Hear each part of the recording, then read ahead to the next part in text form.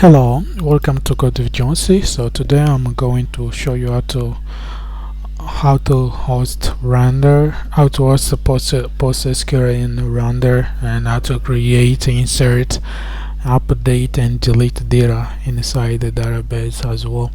So my first point is to make sure that all the files, all the data are in assignment to the SQL. So this assignment is this assignment file is inside my database. Inside my database folder here. As you can see, there it is, and yeah, and I have opened it inside my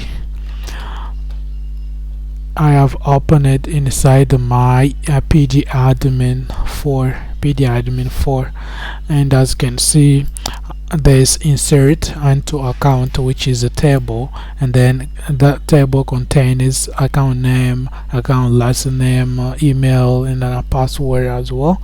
And this is the value that I inserted inside it. And also there's an updated, and then I updated the name, like the account type to admin, and then I updated also the email. And there's also a delete query. There it is. Here is how you can delete by finding email. And then there's also update inventory table. There's also like select all data inside inventory and then join them to the table and data, and then show them. That's what I did there. And then after that, before that, because I also created a file for a rebuild.sql, and then what I did there, I created all the tables there and then insert data as well. That's what I did. And as you can see, let us come in now render. When I posted, so when I hosted, like deployed my application in render, and then I created database. I created a database here called DB production as well, and then I inserted everything as well. I set it up and I did everything which was possible for me to. So yeah, I did everything which was demanded, because to set up this you need to follow this step. So I took the external database URL to connect with my pdadmin 4, and then I took password, I took a database name, and then I took the database.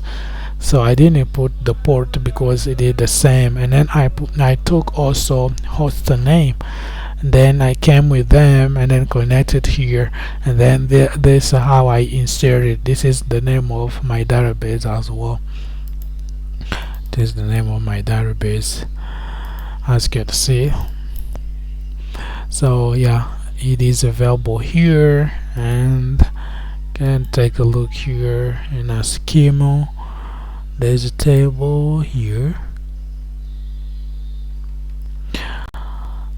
This table, inside the table we have account. Let me open it.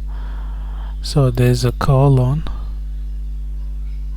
that there it is, and then after that there's other table. There's classification, and you can see the colon table.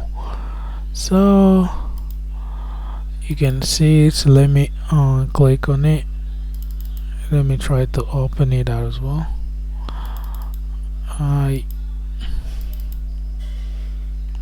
So after that, there's inventory table also.